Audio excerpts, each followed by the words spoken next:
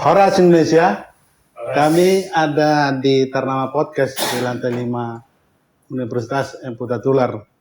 Kami berterima kasih hadir tokoh yang inspiratif dan luar biasa, Bapak Irjen Pol Polisi Edward Aritonang. Beliau punya jejak rekam di kepolisian, pernah menjadi Kepala Humas Polri, juga 2 kali menjadi Kapolda di NTT dan di Jawa Tengah. Kita banyak bertanya karena beliau ini humas, pasti tahu bagaimana mempublikasi dan bagaimana bertanya. Dan saya juga ditemani Pak Ludin Panjaitan, wartawan senior. Kami akan banyak bertanya tentang pengalaman-pengalaman beliau selama di polisi dan sekarang juga bergiat di bidang sosial. Bahkan beliau ini adalah ketua dari Aritonang sedunia. Mantap. Sudah mantan ya Mang ya? Horas Samang. Horas. Terima kasih sudah hadir di Ternama Podcast. Horas. Bagaimana kabar Mang? Baik, terima kasih. Wah, saya sudah sering dengar Ternama Podcast, tapi saya baru kali ini di sini dan terima kasih saya diundang. Kami bersyukur karena dulu Pak Aritonang kita sering tonton di TV ketika misalnya bertemu wartawan, ini sosok yang hebat. Dan hari ini baru bertemu Amang. Sebenarnya sosok dari Amang kita sudah lama baca juga profilnya. Apa yang bisa kita tanya? Mungkin dari Pak Ludin dulu bertanya. Terima kasih Pak Ojot, Pak Mordurga. Iya. Pak Aritonang ini adalah bekas Kapolda Jawa Tengah, Kadif Humas Polri. Pada masanya. Dan di publik barangkali nama beliau yang cukup populer. Pak Aritonang memang sekarang ini kan lagi hot dalam wacana publik tentang percepatan reformasi Polri. Sebegitu banyak pengalaman amal di kepolisian sampai Purna Bakti, barangkali ada pandangan dari amal.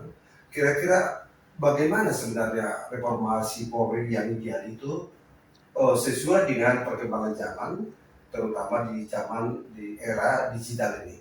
Barangkali amal bisa memberikan suatu pandangan yang lebih spesifik dalam momen ini. Silakan. Ya, terima kasih Pak Lumandau Ya. Pak Rudin. Ya, berbicara tentang reformasi Polri memang agak sedikit ramai belakangan ini. Karena apa? Karena Presiden membentuk tim reformasi Polri. Sebelum itu terbentuk, Pak Kapolri membentuk tim percepatan reformasi Polri. Sebenarnya ini satu hal yang sangat saling mendukung. Karena tim yang dibentuk Bapak Kapolri tentunya untuk menyiapkan program-program yang akan dilakukan setelah nanti tim reformasi Polri menemukan hal-hal mana yang akan direformasi. Jadi kalau sudah ditemukan oleh Polri langsung tidak tunggu lama-lama lagi, tim percepatan sudah bekerja. Sebenarnya reformasi Polri itu adalah satu upaya untuk melakukan perbaikan secara menyeluruh terhadap institusi Polri. Tahun 98 ini pernah dilakukan terhadap 3 aspek. Reformasi terhadap struktur, reformasi terhadap budaya, ya, dan reformasi terhadap sistem peralatan perlengkapan supaya Polri dalam melaksanakan tugas itu betul-betul bisa sesuai dengan apa harapan dan tuntutan masyarakat. Itu intinya sebenarnya.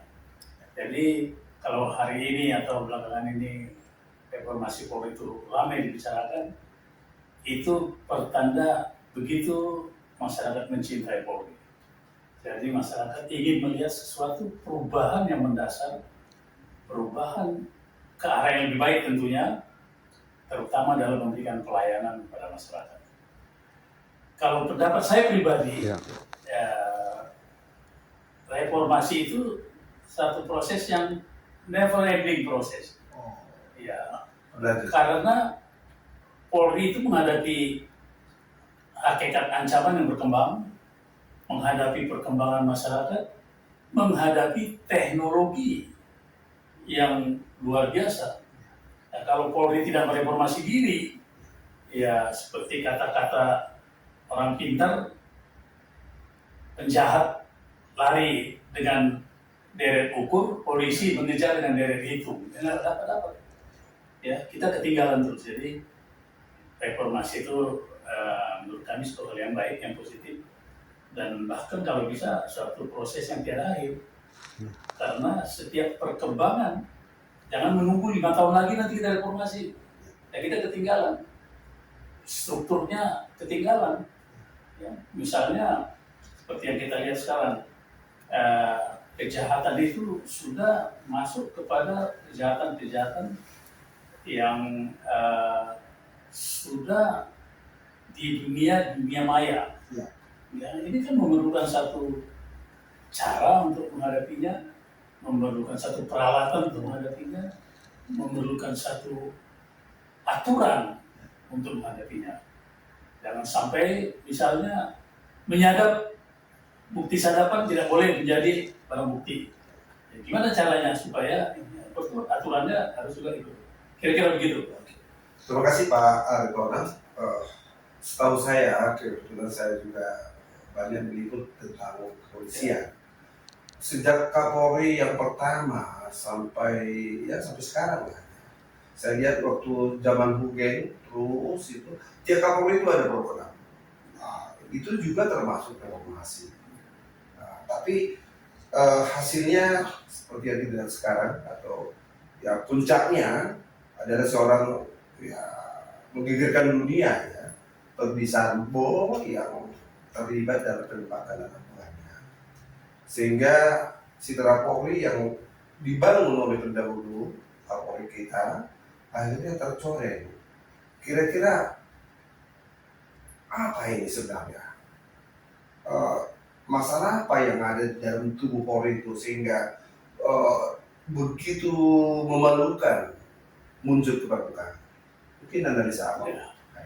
Iya, kalau berbicara tentang Polri, Polri itu sebagai satu lembaga, dia ada satu institusi yang betul-betul diinginkan, diharapkan oleh masyarakat dan mempunyai tugas yang sangat mulia sebagai satu lembaga. Ya. Tapi kita tahu bahwa Polri itu diawaki kurang lebih, kalau saya dengar informasinya 400.000 anggota. Ya. Saya waktu menjadi Kadif Humas, saya mengatakan begini, seandainya 0,01% dari anggota Polri, anggota kami yang melakukan hal-hal yang tercela, nggak muat itu, semua televisi koran nggak muat itu untuk memuat berita itu, kurang. Ya, jadi oleh karena itu kita selalu mengatakan bahwa bukan suatu pemaafan ya Polri bisa berlaku sehingga, tapi memang inilah tugas berat institusi, bagaimana agar 400.000 lebih anggota Polri ini betul-betul semua adalah polisi-polisi seperti Pak Hugeng, polisi jujur, polisi baik dan sebagainya. Walaupun ada juga yang mengatakan Polri itu adalah cerminan masyarakat. Oleh karena itu diharapkan masyarakat juga ikut menjaga, memagari, jangan malah mendorong. Ya, kita sering juga mendengar bahwa masyarakat ingin penyelesaian yang cepat, ya, walaupun untuk itu dia rela memberikan sesuatu di luar ketentuan. Nah, ini kan sudah satu hal yang mendorong. Jadi inilah yang menjadi tantangan bagi Polri sebenarnya menurut kami yang sudah di luar ini, bahwa ya tidak gampang untuk bisa 400.000 anggota ini ya memang perlu komando yang kuat, perlu aturan yang jelas, perlu banyak aspek ya. Kalau kita buat variabelnya nanti banyak sampai kepada sistem penggajian, pendapatan dan sebagainya. Tapi itu bukan suatu pemaafan, karena di bawah Polri banyak yang lebih susah lagi. Nah, jadi kalau ditanya kenapa sampai ada kejadian, ya ini kalau menurut saya ada upaya-upaya di pendidikan itu sudah cukup untuk bagaimana mempersiapkan seorang petugas Polri sebelum terjun ke lapangan dengan pelatihan, dengan doktrin dan lain sebagainya. Tapi ada juga teori yang mengatakan ada mental predisposisi. Orang yang disadari atau tidak pada saat dia kembali kepada masa dia sebelum jadi polisi. Disinilah perlunya ketajaman pihak-pihak yang menseleksi anggota Polri agar tidak terdapat yang punya mental yang dalam tanda petik sudah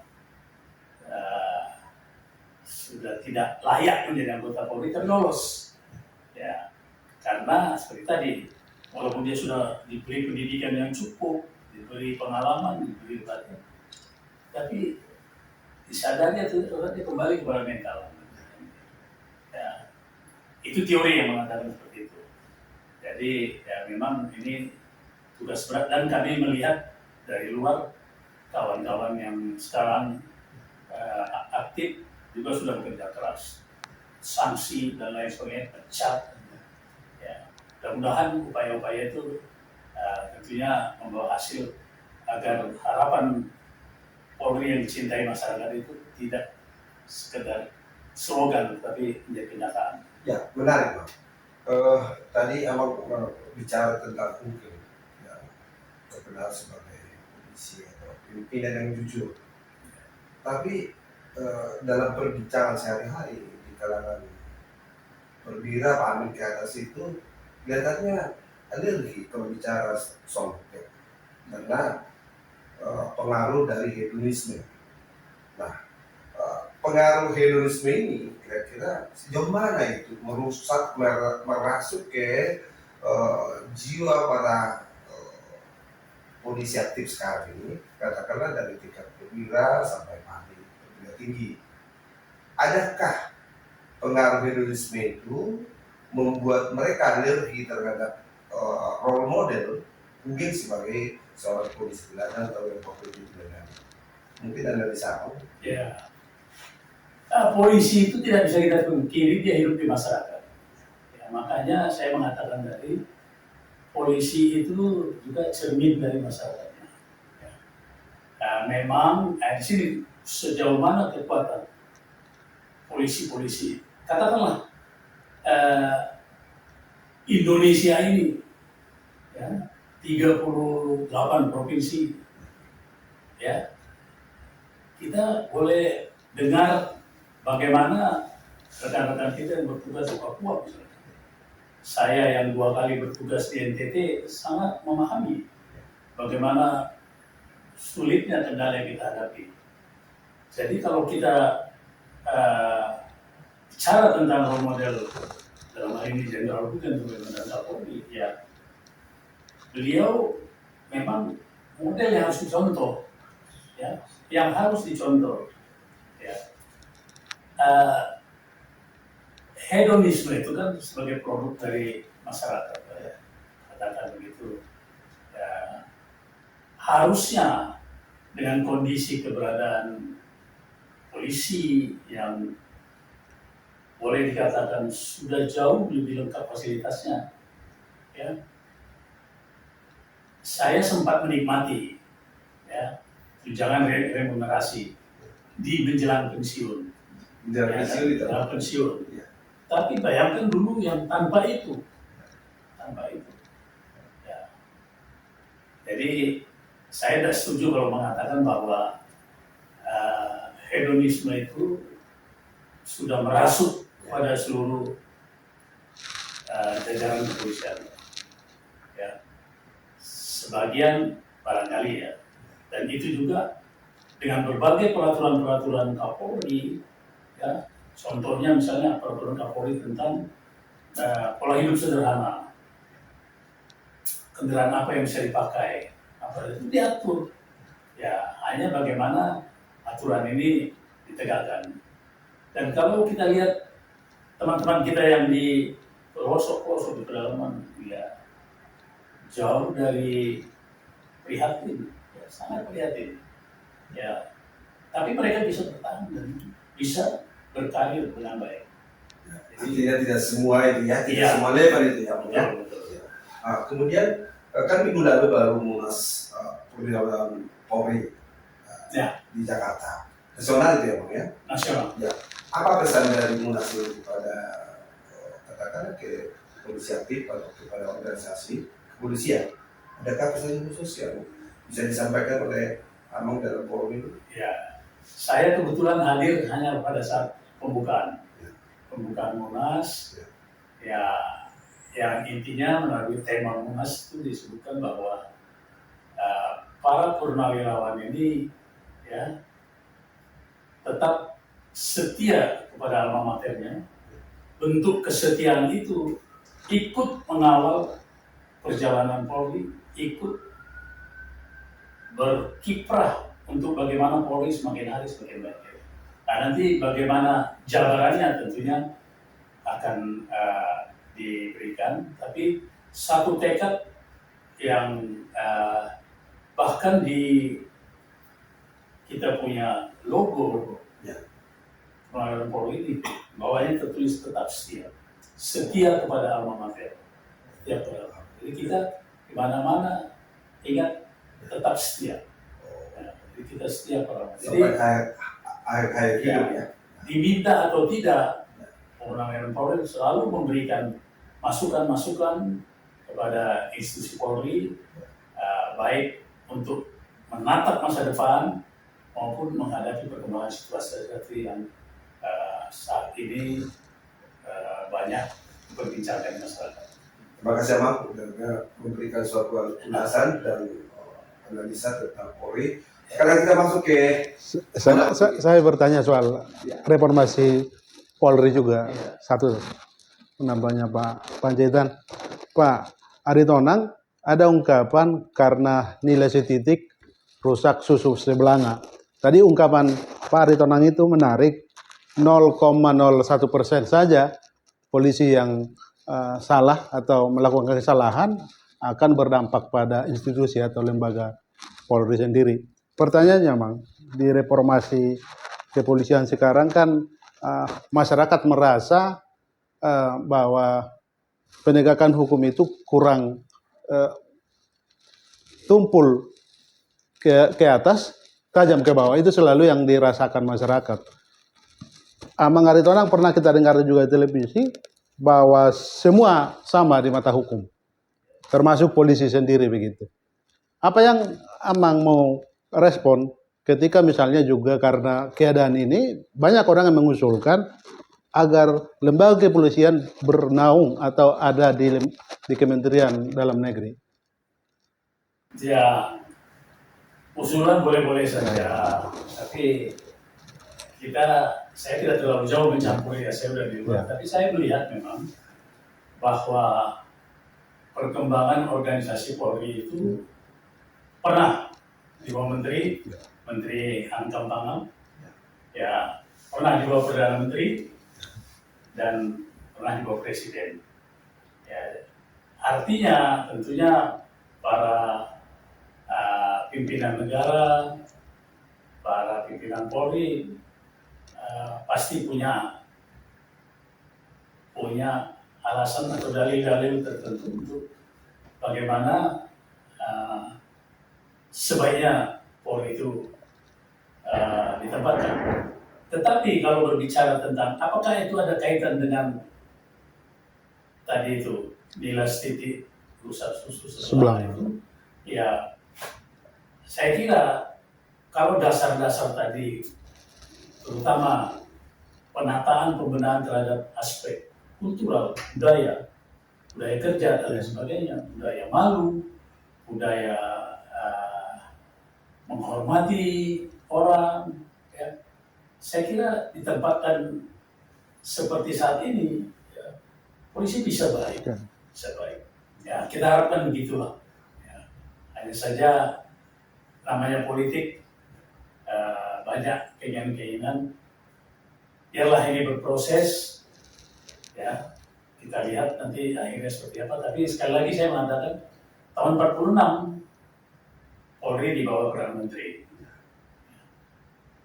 Kemudian tahun 65, 60-an Polri di bawah Menteri Angkatan Pangan.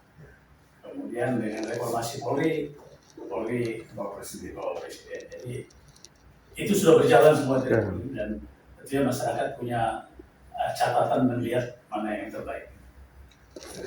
Ya, Pak Arief kan kita tahu setelah pensiun dari sudah pernah bakti terjun ke dunia bisnis, ya bisnis perhotelan lagi yang berkaitan dengan pariwisata.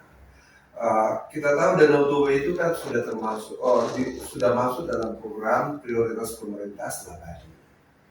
Tapi begitu masuk ke prioritas skala prioritas pembangunan pariwisata dengan infrastruktur yang sudah mulai dibenahi, tapi tidak signifikan saya lihat dengan jumlah wisatawan mancanegara, domestik juga kurang ke kawasan Danau Toba.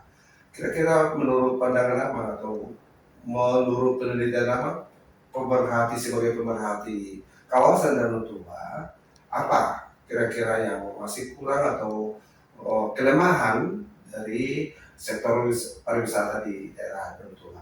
Mungkin kamu bisa jelaskan? Saya jauh dari pengusaha. Oh gitu. Saya hanya kecintaan terhadap kampung. Itu berawal ketika di Rut Merpati dulu Pak Hot Asin Ababan menyampaikan ke saya, Bang, itu Bandara Silangit mau kita benahi. Saya langsung mikir, ya, karena kampung saya di belakang bandara itu. Di belakang Muara persis itu. Di Muara ya, Muara. Ya, sebelum Muara kecamatannya. Ya. Ya. Jadi, wah, ini satu peluang. Ya. Kemudian dengan beberapa senior, terutama Pak Solon Simatupang, kita cari tanah di sana. Kira-kira begitulah. Sehingga niat itu ada. Kemudian pada satu saat saya diajak almarhum Pak Dede Silalahi untuk meresmikan Museum Batak. Ya, itu yang resmikan PSBY. Ada satu peristiwa pertama mendarat pesawat dari Medan Lebar di Selangor. Saya ikut rombongan itu.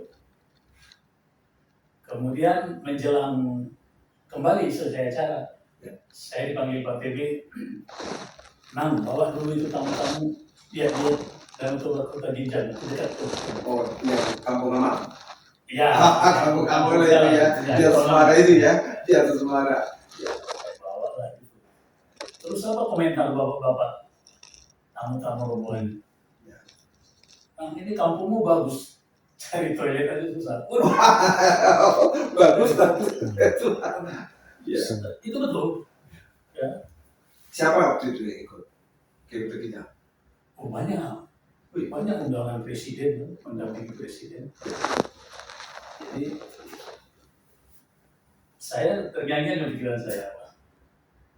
Ya, akhirnya terpikirlah. Karena kita punya kampung di situ dan ada lahan kita, bikinlah sopo-sopo kecil di situ, pelan-pelan, kita tambah, sampai sekarang kurang lebih jadi ada 65 kamar itu. Dari Apa namanya itu? Sekarang nggak apa-apa. No Hotel. Bintang 4 sekarang ya. Anda melatih. Ya, masalahnya gini. Ada dulu, memang betul setelah ada itu ada yang buka hotel Esther. saya bilang pada teman-teman, ayo kita meramaikan bagaimana orang mau datang kalau tadi itu mencari tempat ngopi dan lain-lain. Nah, bersamaan dengan itu pemerintah mengembangkan Danau Toba sebagai daerah tujuan wisata pilihan prioritas. Ya, tentunya ini harus diikuti. Ya. Kalau kita tahu bahwa namanya pariwisata itu ada beberapa unsur yang tidak boleh tidak dikembangkan. Ya, kalau saya berpikir paling tidak 3 ini, orang datang perlu makan restoran, orang datang perlu jalan sana kemari transport, orang datang perlu nginap hotel. Secara sederhana. Jadi saya ajak teman-teman berbisnislah di 3 aspek ini supaya pengembangan Tapanuli Raya menjadi kawasan Danau Toba skala prioritas atau mau prioritas itu diikuti dengan fasilitas-fasilitas yang menunjang pariwisata. Paling tidak itu. Baru nanti muncul pariwisata, kalau dia pariwisatanya konvensi atau seminar atau apa, perlu gedungnya dan sebagainya. Tapi paling tidak 3 itu. Ada tempat menginap, ada tempat makan, ada transport. Ya. Nanti akan berkembang, perlu oleh-oleh. Ya, berkembang lagi, perlu sarana-sarana permainan.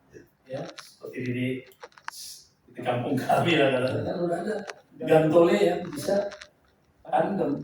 Sudah ada Sudah ada. Bagaimana tuh? Sudah berapa tahun saya ikut dulu memberangkatkan mereka sekolah gantole itu ke Sumatera Barat. Ya, menjelang PON lah gitu, PON di Sumut. Ya. Jadi sekarang kalau ada turis yang ingin beria-ria naik gantole bisa, karena mereka sudah punya sertifikat untuk bisa menerbangkan orang. Itu di Huta Ginza ngomongnya? Itu aja, boleh di browsing di internet ada. Jadi itu antara lain tentunya diikuti nanti pemerintah menyiapkan fasilitas transportasi jalan dan sebagainya.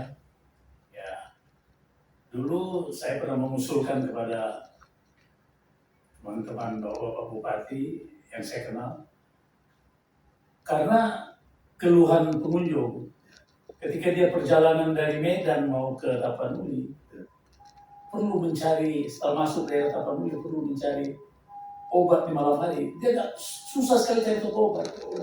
Ya, itu satu aspek saja. Apotek ya. Katakanlah toko obat aja dulu lah. Lebih tinggi lagi rumah sakit harus ada di kawasan itu ya? Iya, itu udah pasti. Nah, jadi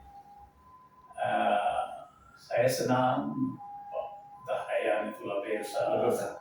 Ya. Kemudian tentunya Jenderal Luhut yang begitu banyak berbuat di sana, Andika Silalahi. Ya, artinya kalau bukan kita siapa lagi? Ya, ini saatnya menurut saya. Ya baik, sekalian supaya masuk, kira-kira dengan adanya minat para pengusaha mau menanam investasi di kawasan Danau Toba, apa yang perlu dibenahi oleh Pemda itu? Apakah sudah welcome prompt dia atau sudah siap menerima kedatangan investasi besar, atau ada kesulitan untuk perizinan di Pemda? Ya, pertama kalau untuk menyambut wisata yang datang, ya tentunya paling tidak 3 aspek tadi. Ya, kita tidak bisa memungkiri bahwa wisatawan yang datang itu semuanya non halal. Ada yang mencari wisata halal. Bagaimana kalau tidak ada restoran tuh? Karena dia bayangkan di satu tempat nggak ada, jadi dia datang. Masa saya lapar nanti? Ya itu harus, ya kita welcome lah hal-hal seperti itu. Dengan tidak perlu harus mengatakan bahwa ini wisata halal, ini wisata non halal, tetapi tempat-tempat seperti itu harus tersedia dengan baik menurut saya, sehingga pendatang itu nyaman. Tadi rumah sakit, transport, ya, yang semuanya itu ada standar pelayanan, standar harga, ya jangan aja mumpung, standar penyajian. Saya pernah dengan teman-teman melakukan pelatihan untuk barista kopi di sana, supaya kedai-kedai kopi itu orang tidak ragu-ragu. Ya, kalau airnya dari termos, kalau airnya dari kompor masak, standar Pak. Jadi orang, wah ini masak nggak airnya ini, dan lain-lain. Ya, kemudian standar harga. Dimanapun mereka ngopi, di warung-warung terutama, dia akan dihadapkan pada harga yang sama. Karena banyak itu pengunjung-pengunjung sekarang, anak-anak muda terutama, dia udah punya katalog. Oh makan kalau nasi rendang 50.000, begitu dihitung 100.000 kan dia marah. Ya kan? Nah, kamar hotel 300.000, oh mungkin 1 juta. Ya. Beberapa waktu lalu kita dihebohkan itu ya, ayam Bisa musir itu ya, bisa musir, ditutup. Ya, seperti itulah. Ya. Itu. Kemudian untuk investasi, tidak usahlah terlalu menurut saya muluk-muluk mikirkan orang lain berinvestasi. Orang Batak saja pulang kampung berinvestasi. Untuk senior Batak ini yang mana? Perantau lah ya. Perantau Ya. yang ada kerinduan, punya kemampuan untuk berinvestasi. Mereka, teman-teman itu sering ada yang nanya ke saya, gimana cara cari tanah? Saya tanah kampung saya tuh, jadi saya nggak repot, saya beli dari wilayah saya jadi. Jadi tapi mereka yang tidak punya seperti itu harusnya Pemda memberikan. Misalnya Pemda membuat semacam sosialisasi. Kabupaten Toba sosialisasi di Jakarta, di Bandung, di Medan akan mengembangkan kawasan ini di Toba. Siapa yang mau berinvestasi, izin dimudahkan, pengurusan tanah dimudahkan, jadi masyarakat tahu. Ya, jadi ya jangan meraba-raba sendiri ini apa. Di Samosir misalnya, di Samosir apa yang dibutuhkan di sana? Oh restoran, kolam renang dan lain sebagainya. Kalau kita mau buat apa jaminan dari Pemda? Adakah jaminan keamanan? Adakah jaminan tidak diganggu? Preman-preman dan sebagainya. Ya tentunya Pemda dan aparat Forkopimda-nya semuanya. Kemudian berapa harga tanah? Hal inilah saya kira yang perlu ke depan. Saya dulu pernah mengikuti di Jakarta, Pemda takut melakukan roadshow. Ya, namanya Pak Lison. Nah, bahkan saya merasakan, saya tidak tahu yang lain-lain dengar. Ketika saya mulai harus membayar pajak, walaupun usaha belum berkembang, Bupati mengatakan ke kami, follow the money, jalan dulu. Udah punya uang nanti baru. Nah ini kan sangat menolong. Ya, sangat menolong. Jadi belum apa-apa jangan ditakut-takuti dengan ini ya. Pemancing ya. Kita kecil-kecilan paling tidak punya tenaga kerja 30 sampai 40 orang. Kan sudah lumayan ini kita sebagai pengusaha kecil membantu menciptakan lapangan kerja. Hendaknya teman-teman atau saudara-saudara kita yang berminat untuk berinvestasi di Tapanuli, diberi informasi yang cukup, diberi kemudahan, dibantu, diarahkan, ya, dibimbing, tuntun, ya, sehingga nggak cari tahu sana kemari, akhirnya sekarang kalau kita pulang kampung yang banyak kita dibully dengan kata-kata, coba periksa tasnya, pasti meter di bawahnya itu. Jadi Meter itu maksudnya apa itu? datang mau Ukur tanah. mengukur tanah orang, mengukur tanah, memang badai kira-kira gitu. Oh iya, Oke. harta warisan itu bukan. Ada pemarisan, ada Ya. yang caplosan macam. Ya. Karena pihak-pihak ya pendatang juga kemana dia Oke. bertanya?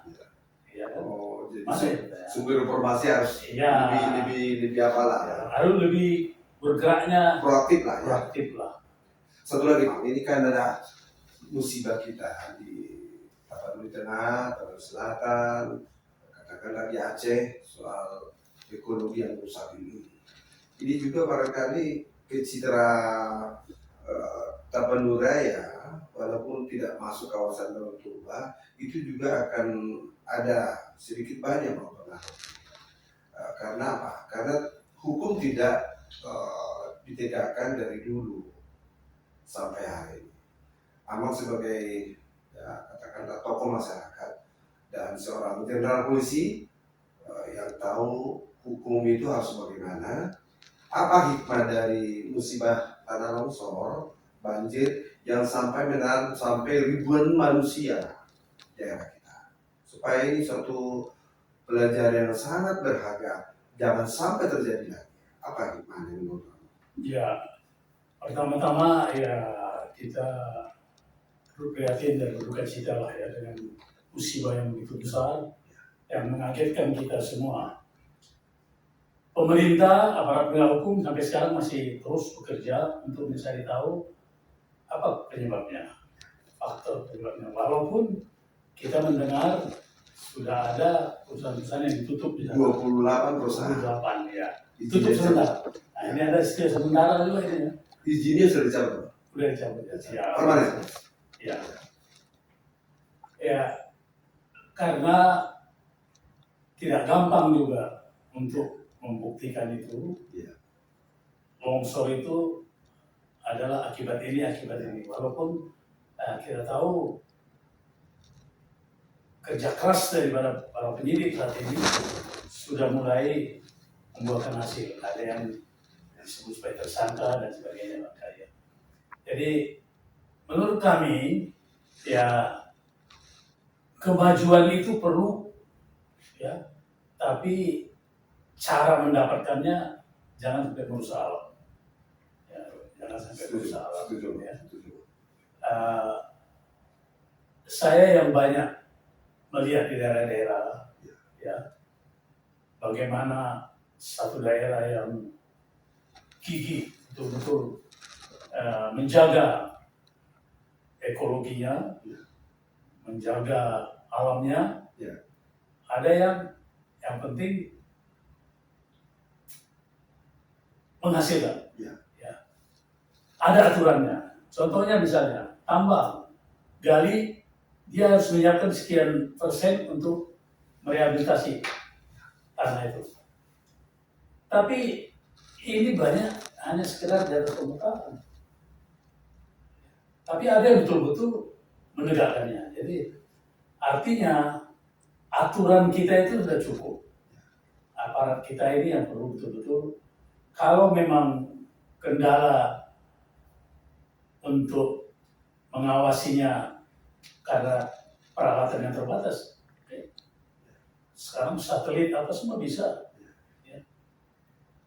Orang yang kurang, saya kira cukup banyak. Tiap departemen ada yang punya akar sampai ke tingkat kecamatan.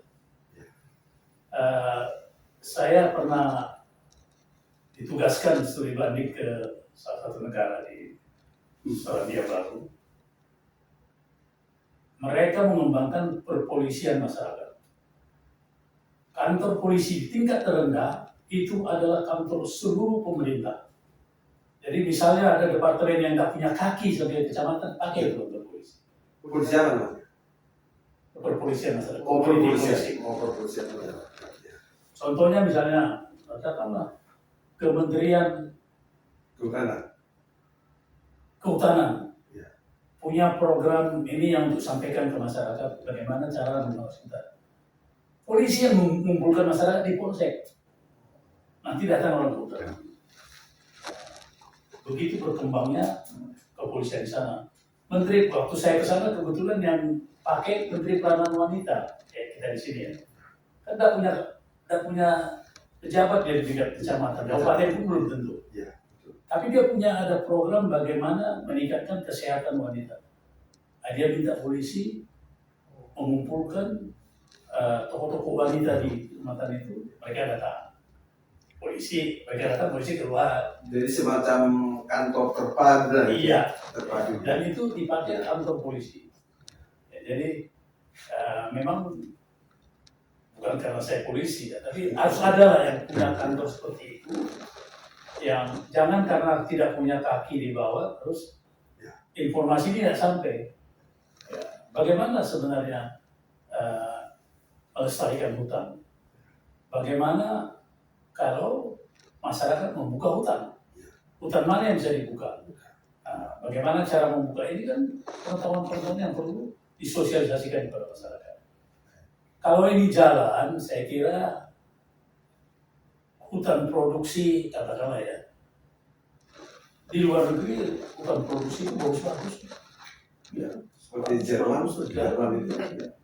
Nah, kembali disebut Jerman. Saya pernah juga melihat di sana dalam satu studi kayu oak yang membuat tangki apa itu tempat penyimpanan anggur itu boleh ditebang kalau yang menebang kasut pohon kayu sudah menunjukkan sertifikat menanam 5. Jadi ada penggandaan. Iya, sampai 5. Dan ini sertifikat bermain-main. Ini divalidasi oleh kepolisian, oleh Pemda. Jadi kalau dia mau gergaji di kayu, dia sudah tunjukkan menanam 5. Itu tanaman itu Barulah boleh dia menggergaji. Ini pun itu di hutan industri. ya, ini pun ada ukuran tertentu. Ya, kami pernah melakukan penelitian juga di Aceh. Di Aceh itu kayu yang radius 100 meter dari sungai tidak boleh ditebang. Itu hukum adat. Dulu. Iya. Sekarang Saya sudah. saya tidak tahu. Sekarang dulu. Kemudian yang boleh ditebang seperti apa? Sepelukan. Ya kan? Artinya dia sudah cukup besar. Nah, baru. Tetapi walaupun dia sepelukan, kalau dia 100 meter di radius kiri kanan sungai sudah boleh. Sekarang sudah habis ya. Ya, seperti sebenarnya nenek moyang kita kan sudah cukup bijak ya, bijak mengaturnya. Jadi ya kita kembali sebagai masyarakat menghimbau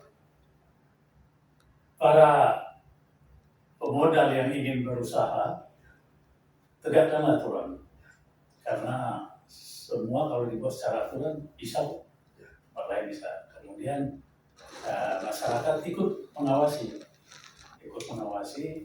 dan pihak penegak hukum dengarkan informasi dari masyarakat. Jangan kalau ada informasi dianggap sudah upaya-upaya hanya untuk senang atau Artinya jangan mau di apa lah di apa?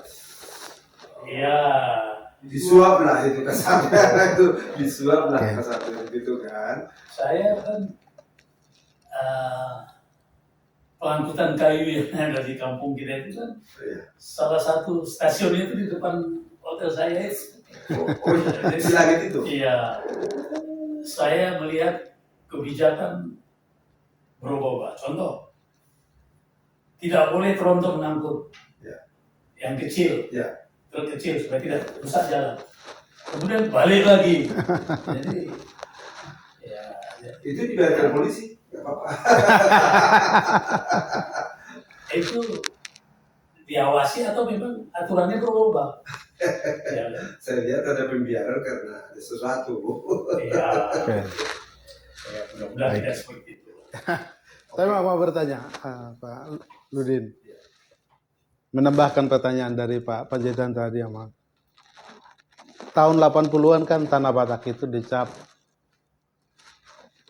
tempat yang miskin, peta kemiskinan. Sebenarnya sejak dulu sudah ada brand rent di Tanah Batak. Brand rent itu terkurasnya sumber daya manusia dari satu tempat pindah ke tempat lain. Ini contoh. Beberapa hari yang lalu ada ratusan anak-anak muda yang sangat masih muda, masih fit, umur 20-an, mereka pergi ke Jepang. Sebelumnya mereka sudah dilatih di kawasan Danau Toba, diajari bahasa Jepang. Mereka harus mengeluarkan uang budget 70 juta. Jadi SDM mereka ini kan harus pindah. Padahal di Jepang kan mereka kacung bekerja di sana. Dan juga ini kan sumber daya yang harusnya mereka mengelola Tanah Batak itu. Buktinya, Mang, sekarang di kawasan Danau Toba itu banyak tempat-tempat yang tidak dikelola. Sawah yang sudah tidak digarap, begitu ya. Pertanyaannya kemudian, karena memang situasinya, apa yang sinonim sebenarnya, Mang, ketika anak muda bilang, kabur aja dulu, itu terjadi juga di Tanah Batak. Artinya anak-anak muda yang sulit mendapatkan pekerjaan itu sudah mereka keluar negeri begitu. Apa kira-kira himbauan Amang agar anak-anak muda Batak juga, termasuk perantau, memberi hati untuk kawasan Danau Toba? Jiwa entrepreneur itu kan perlu ditumbuhkan agar bisa mandiri, bisa mengelola tanah sendiri begitu. Ya, orang ingin mencapai kemajuan itu saya kira satu naluri ya. Ya, ingin lebih baik, lebih maju. Kita orang Batak jiwa merantaunya itu udah luar biasa. 1928 Sumpah Pemuda sudah ada Yom Batak. Ya, Sudah ada perwakilan orang Batak. di Jakarta, di Jakarta Batak. itu. Ya, ya, Ya, ya. Sebenarnya ya. Saya 78 tugas pertama masuk ke timur, saya kaget sudah ada Hotel Manulang, hotel orang Batak. Di Timur. Iya di timur di Kupang. Saya pikir ini tahun berapa yang didatangi orang di Kupang. Gitu. Kenapa mereka harus keluar? Ini harus kita pikirkan. Apakah tersedia tempat untuk pertama belajar, ya, untuk menimba ilmu. Ya, dulu kita sudah senang bisa SMA. Bapak saya dulu mengatakan tanggung jawab saya sampai kamu SMA. Ya, kalian ada 7 orang. Kalau di luar itu hands up. Ya, sehingga saya dengan adik saya berpikir ya kita cari sekolah yang bisa langsung kerja, tidak mengganggu orang tua dan sebagainya. Nah, sekarang standar itu udah semakin tinggi kan, harus perguruan tinggi. Ya. Saya tertarik penelitian yang dilakukan oleh Pemda Tapanuli Utara bahwa uang yang terbawa untuk membiayai anak-anak sekolah di luar itu luar biasa besarnya dari satu kabupaten. Alangkah baiknya kalau di sana banyak tumbuh universitas. Saya ketika bertugas di Jawa Tengah, saya betul-betul kagum. Tiap kabupaten itu ada perguruan tinggi. Ya, jadi mereka bisa belajar dan lain-lain, tidak harus mana-mana. Jadi intinya lapangan kerja harus tersedia. Ya. Kita punya skill untuk melakukan itu. Tadi kalau saya mau landing di Silangit itu, saya melihat banyak kali lahan-lahan yang kosong. Ya. Apa tidak tumbuh-tumbuh? Ya. Ada yang kerjakan, ini yang tidak kerjakan. Ya, akhirnya keluar saya nggak tahu ini semangatnya ya. Saya untuk tukang kebun saya di Silangit saya datangkan dari Jawa Barat. Maaf aja, dari Puncak. Karena nggak ada yang mau. Ada yang mau, masa ya Om Mekari itu menyiram bunga kira-kira gitu ya. Tapi ya apa, setelah mereka melihat semangat kerja ini, ya 1-2 sudah mulai ya. Ya ini memang perlu satu upaya yang serius ya untuk bagaimana kita menyiapkan tenaga-tenaga skill yang bisa mengelola ini. Ya. Kalau masalah harga, saya melihat ya, ternyata pasar kita di Borong-Borong itu yang datang cari bahan-bahan tanaman hasil bumi di situ dari Pekanbaru, luar biasa. Ya, artinya tanah kita itu bagus, subur. Ya, ini memang ya barangkali udah ada lah toko-toko bikin fakultas pertanian di sana, fakultas perikanan, fakultas pariwisata paling tidak 3 itu ya, karena 3 aspek ini kalau dikembangkan ya barangkali niat orang keluar juga bisa berkurang. Kalau ada duitnya bisa pergi ke Jawa, ya. 2 jam, ya. Kadang-kadang kaget, saya diantarkan ke bandara Soekarno-Hatta, saya sampai di Silangit, saya tanya supir saya, udah sampai rumah? Belum, macet. Ya, kalau saya belum sampai rumah, saya sudah sampai Silangit. Bisa jantungan kita di ya. Jadi saya setuju, sangat setuju itu. Bagaimana kita, kalau negeri belum bisa, swasta yang punya kemampuan. Tapi sudah ada itu, ada Pak Panggabean buka sekolah tinggi pariwisata di Tarutung. Ya, Pak Sahala Panggabean. Iya, Pak Sahala Panggabean. Saya sering menerima siswanya praktek kerja, ya, dan lain-lain lah. Ya, mudah-mudahan ya dengan sudah semakin terbukanya, kita melihat kemajuan orang Batak itu luar biasa. Ya, saya kalau di dalam pesawat melihat opung-opung, namburu dan lain sebagainya. Ya, saya dulu dalam riwayat hidup saya pernah komisaris di kereta api. Salah satu kemajuan yang dihargai dunia di perkeretaapian Indonesia adalah kemampuan mengedukasi masyarakat. Jadi tidak hanya sekedar ini tambah ini apa bisa ada, tapi kemampuan mengedukasi masyarakat. Bagaimana caranya? Contohnya, kita pergi ke pedesaan di Jawa, mbok-mbok bisa dia pergi ke toko Indomaret, beli tiket kereta api secara online, dan dia sampai ke Jakarta. Ya. Kita di Jakarta, di Sumatera masih anaknya yang beli masih ini. Ya, gimana kalau suatu saat kehadiran transportasi penerbangan di Sumatera Utara khususnya di Tapanuli membuat keluarga kita siapapun itu sudah melek teknologi untuk pembelian secara online dan lain sebagainya. Nah, ini dia mampu begitu. Ini sekarang yang perlu kita harapkan. Infrastruktur penting. Iya. Semua departemen harus punya program bagaimana mengedukasi masyarakat supaya masyarakat ikut tumbuh. Satu poin lagi, karena tadi sebut Jawa Tengah. Jadi teringat beliau ini kan pernah Kapolda di Jawa Tengah. Kita mau dengar juga, waktu itu seingat kami, Pak Aritona sebagai Kapolda, Pak Jokowi masih wali kota. Dan di situ kayaknya juga anak buahnya Kapolda sekarang. Bisa dapat cerita, inspirasi yang kita dengar. Salam hormat buat Pak Jokowi, buat Pak Jokowi. Ya, pada masa mereka tugas di sana, sama-sama kami, ya memang Pak Sigit Kapolres Solo, Pak Wali Kota Solo, Pak Jokowi. ya hubungan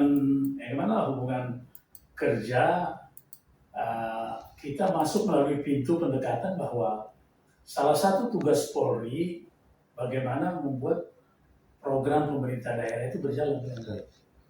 Ya, masa itu kami sering berhubungan dengan Pak Jokowi karena di Solo sering ada, kalau ada masalah-masalah yang sifatnya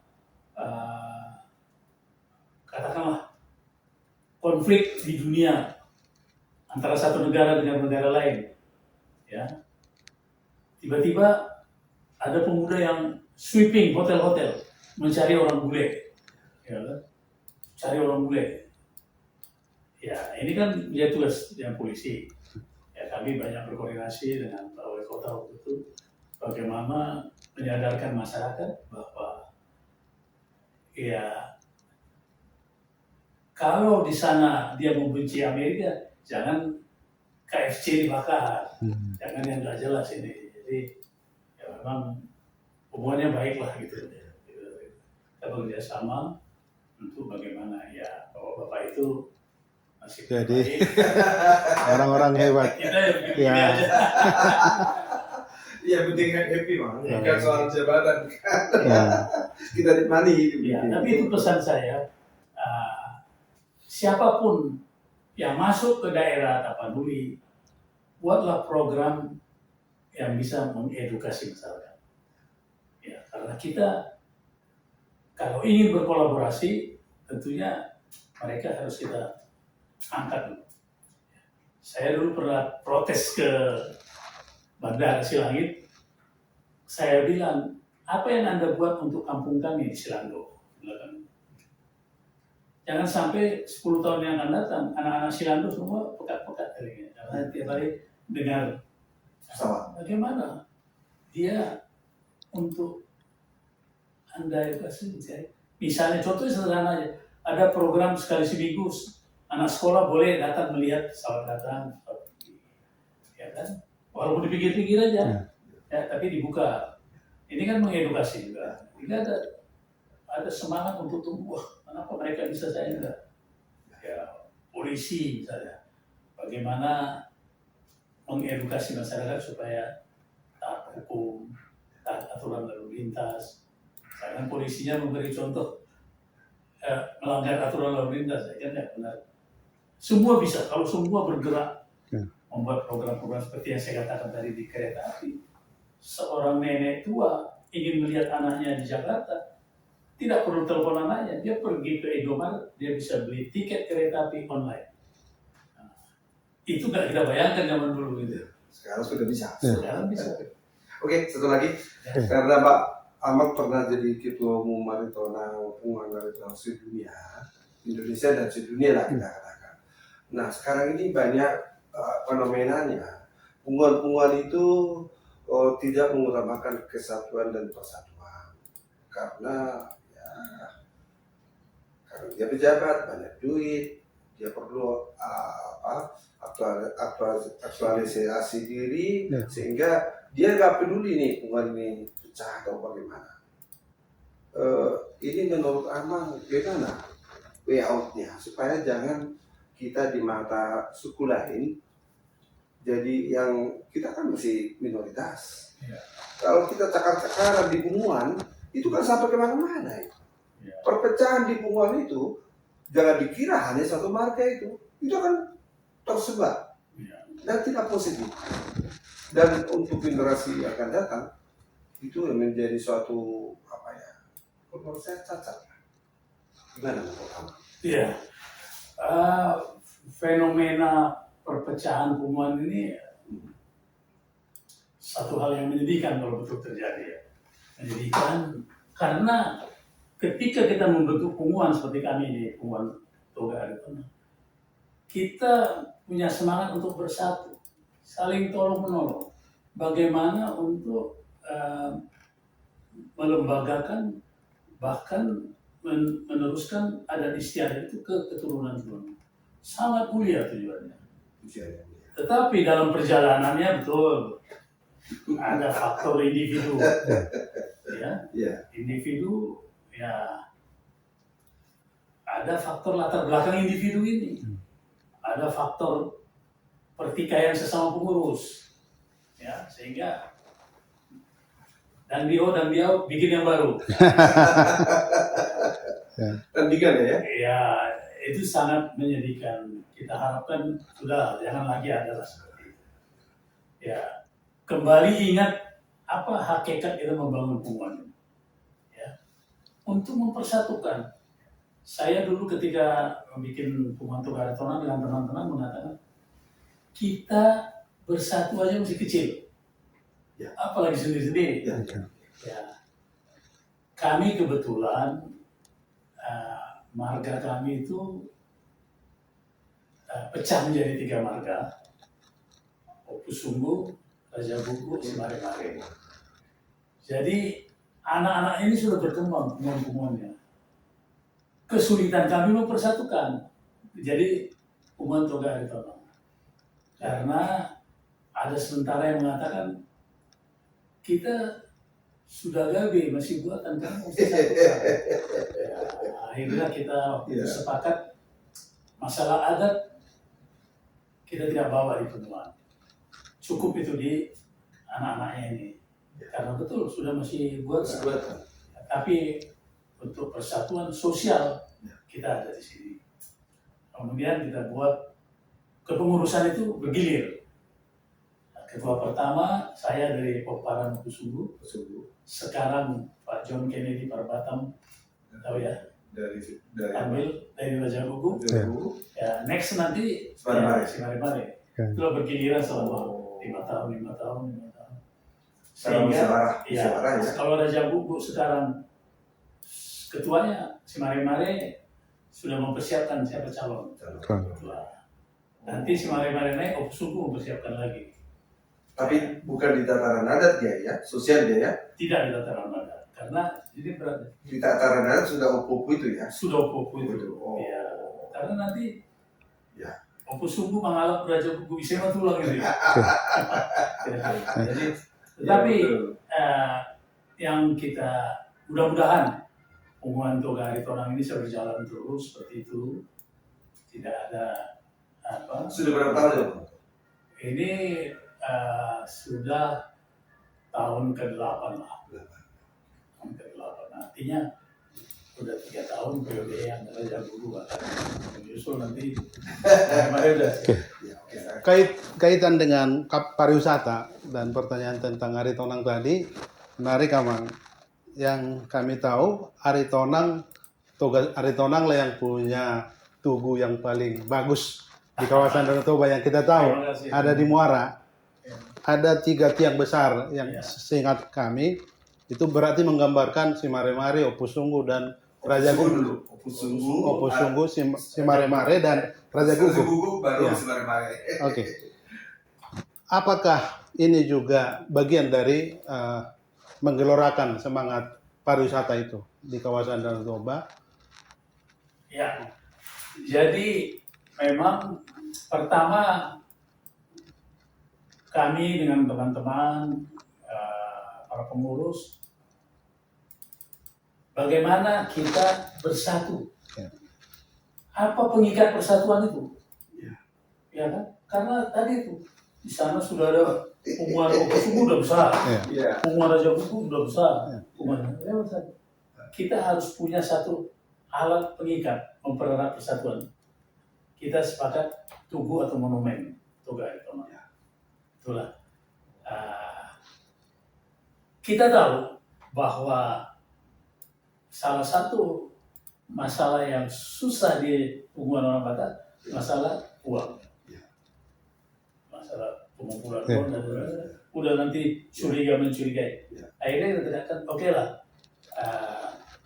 Tokoh-tokoh yang mengalian rohana, kita jangan dulu bicara tokoh rike.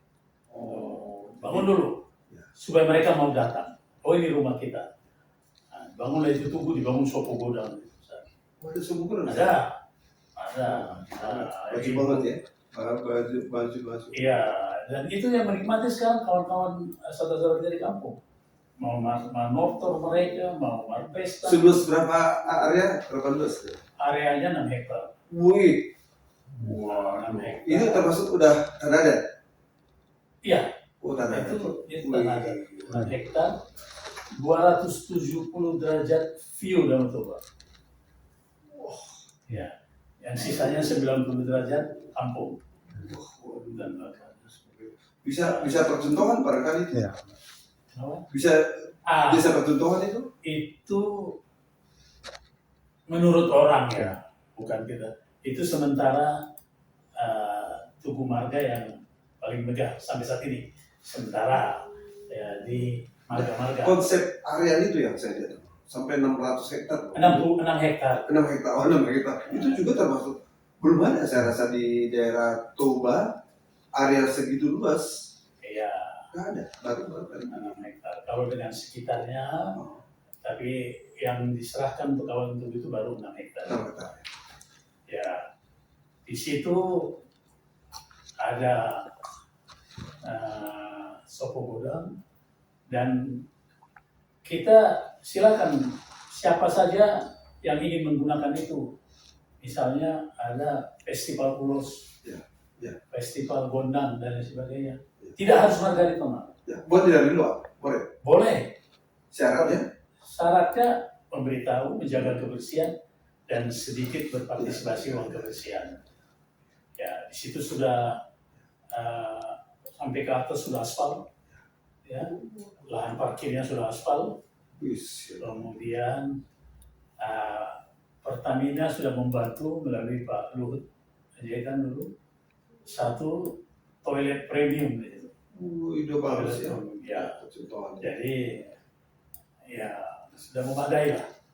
Ya sudah memadai.